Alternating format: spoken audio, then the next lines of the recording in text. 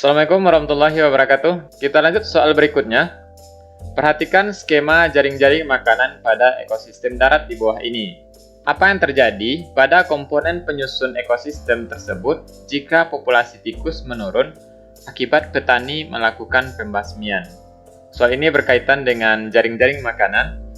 Nah, ingat di sini konsepnya adik-adik, jika populasi sebuah komponen penyusun berkurang, maka yang akan terjadi adalah yang pertama, populasi pemakannya, populasi pemakan akan berkurang.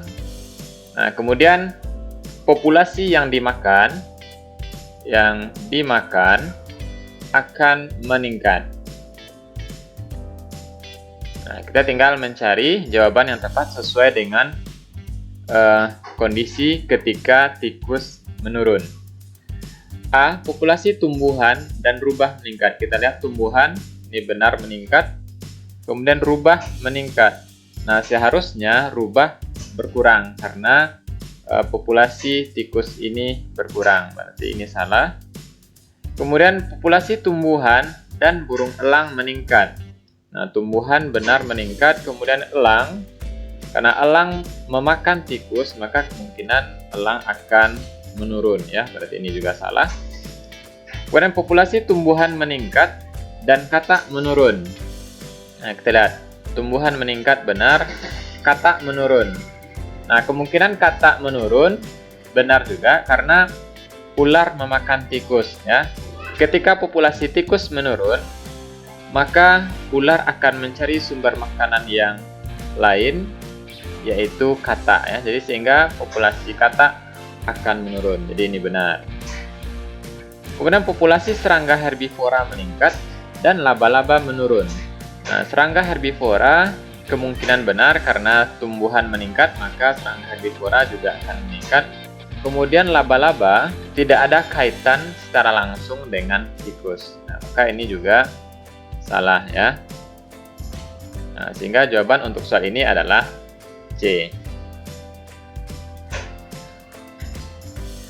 Perhatikan kunci determinasi berikut. Nah, ini ada sebuah kunci determinasi. Urutan identifikasi yang tepat untuk tanaman terung adalah. Nah, di sini kita harus mengenali dulu apa ciri-ciri dari tanaman terung, ya, Dedek. Nah, kita lihat satu persatu. Yang pertama ada tumbuhan biji terbuka dan tumbuhan biji tertutup. Nah, sebagaimana kita ketahui bahwa terung merupakan tumbuhan biji tertutup, maka ini yang pertama urutan identifikasinya adalah 1B. Selanjutnya yang kedua, terung merupakan tumbuhan berkeping 2, maka urutan identifikasi berikutnya adalah 2B. Kemudian yang ketiga, tumbuhan tulang daun menyirip dan tumbuhan tulang daun menjari. Untuk ciri berikutnya ini, terung merupakan tumbuhan dengan tulang daun menyirip. Maka selanjutnya adalah 3A. Dan yang keempat, berkaitan dengan mahkota bunga. 4A, mahkota bunga berbentuk kupu-kupu, dan 4B, bunga berbentuk bintang dan seperti trompet, ya. Nah, untuk terung, bunga yang dimiliki berbentuk bintang dan seperti trompet, ya. Maka urutannya adalah 4B. Nah, sehingga kita punya urutan identifikasi 1B, 2B, 3A, dan 4B. Sehingga jawaban untuk soal ini adalah B. Setelah berlari di bawah terik matahari, biasanya anjing akan menjulurkan lidahnya dengan tujuan. Nah, soal ini berkaitan dengan ciri-ciri makhluk hidup, ya, yaitu beradaptasi dengan lingkungan.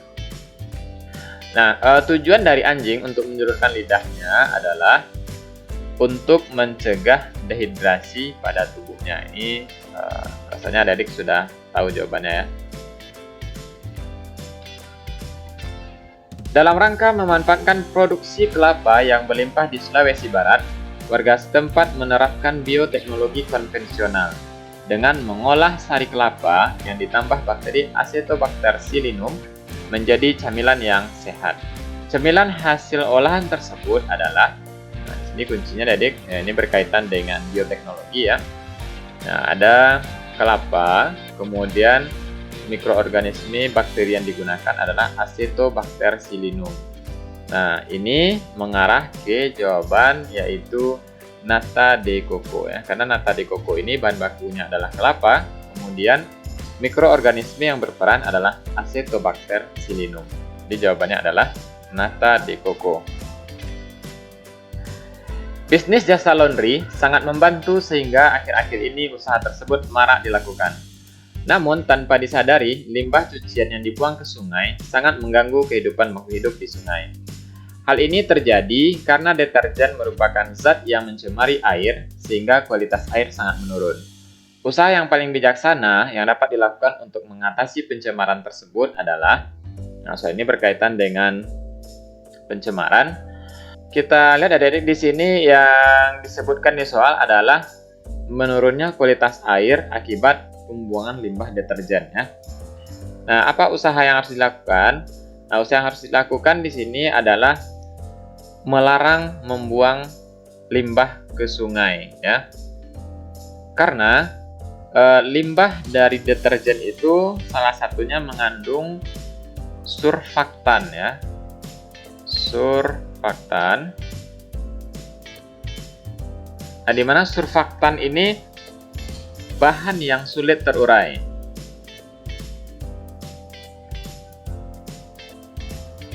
Sulit terurai. Ya. Jadi langkah terbaik yang dapat dilakukan adalah melarang membuang limbah ke sungai. Nah, ada satu lagi jawaban yang mendekati yaitu mengolah limbah sebelum dibuang ke sungai. Ini dapat dilakukan untuk limbah yang dapat diolah ya, karena limbah deterjen itu mengandung surfaktan dan ini sulit terurai, maka angka ini sulit untuk dilakukan. Jadi jawaban yang paling tepat adalah melarang membuang limbah ke sungai. Baiklah adik-adik, demikianlah pembahasan soal pada video kali ini. Nantikan pembahasan soal selanjutnya bagian ke-7. Ya, terima kasih atas perhatiannya. Jangan lupa untuk subscribe. Semoga bermanfaat. Sampai ketemu lagi. Assalamualaikum warahmatullahi wabarakatuh.